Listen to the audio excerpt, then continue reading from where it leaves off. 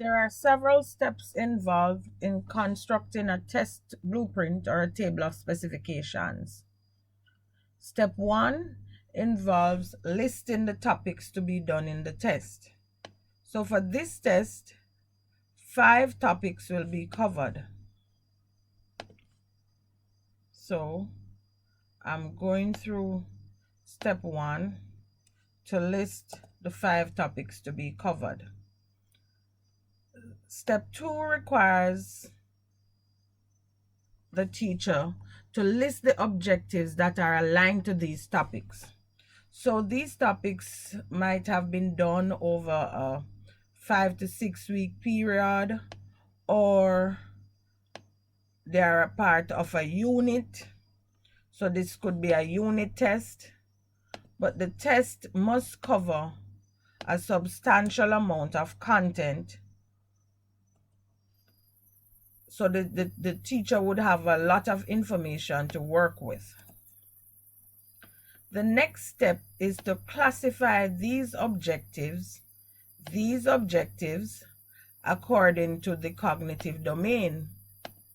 Now, in classifying the objectives, the Bloom's taxonomy of objective writing should be used. There is the revised Bloom's taxonomy of objective writing, and we should try to find the information related to the revised Bloom in order to be able to do this. Now, I'll classify the objectives using the revised Bloom. So according to the revised Bloom, which the levels are remembering, understanding, application, analysis, evaluation, and creativity. So according to Bloom, the objective to define different types of tests, it's a remembering objective. So I'll just in bracket beside that objective add remembering. Explain the uses of different types of tests according to the objectives. That's a comprehension objective. Outlining the qualities of a good test, objective 3, is also a comprehension objective. Define the terms testing, measurement, and evaluation. That's a knowledge objective.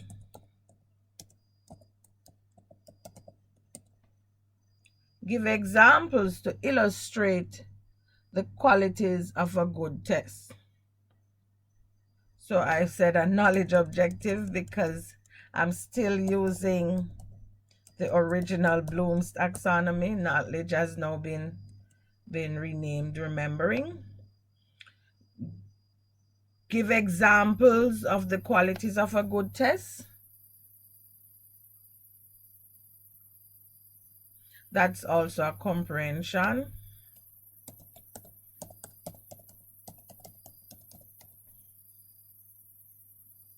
Explain the term validity is a comprehension objective. Construct a table of specification, that's an application objective according to the revised Bloom. Identify faults in a given test is also an application objective.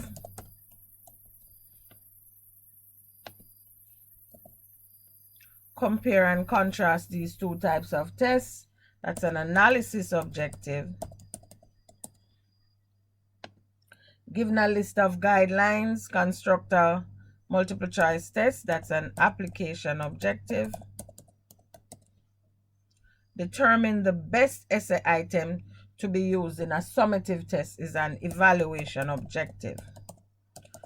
So the classification of these objectives has been completed, and the next step is to prepare the grid. Now the grid is basically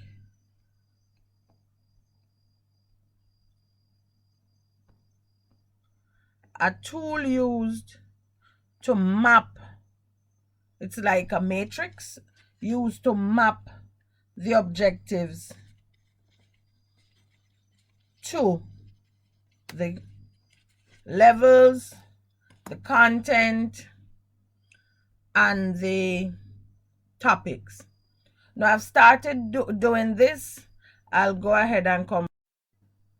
Now I've completed the grid by basically mapping the objectives to the content. So I've matched the type of test to the remembering objective, qualities of a good test to the comprehension objective. Based on these objectives, the emphasis of the test is highlighted. It means that there'll be 4 comprehension objectives, 3 remembering objectives, 4 application objectives, 1 analysis, 1 evaluation, and no creating objective. Now, to determine the marks to be allotted requires some amount of skill, some amount of trial and error, but it can be done, and the best approach to use is to allot at least 5 marks to each objective. So let us see what happens. The test should be marked out of 100. So if I allot 5 marks to each of the lower order objectives, 5, I'd allot 15 marks here. Application. So at this point, there are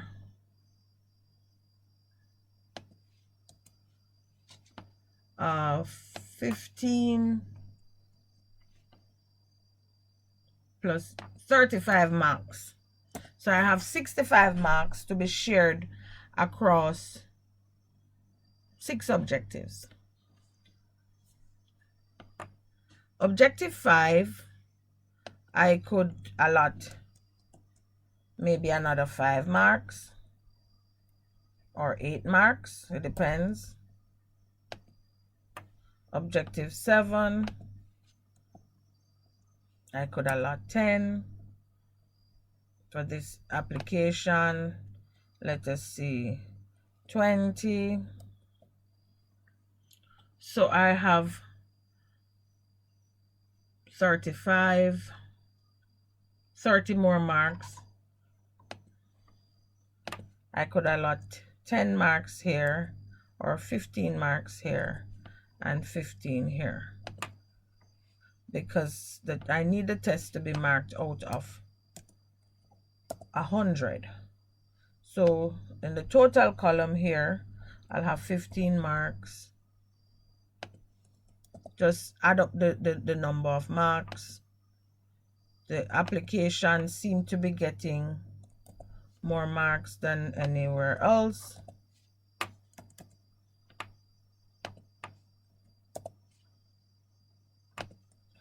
This allocation of marks can be reworked if there are issues, or if at some point in creating the questions you realize that you can allocate marks differently.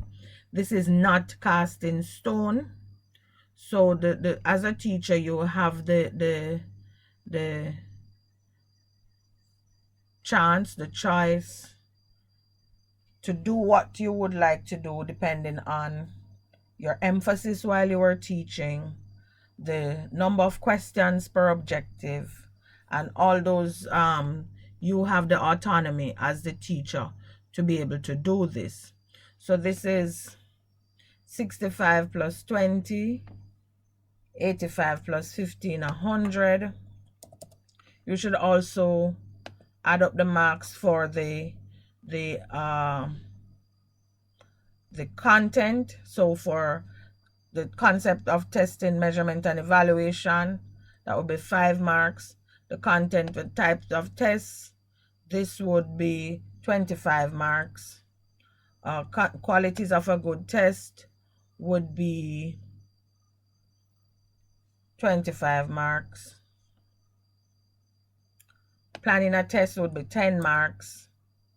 And item and test construction would be 35 marks.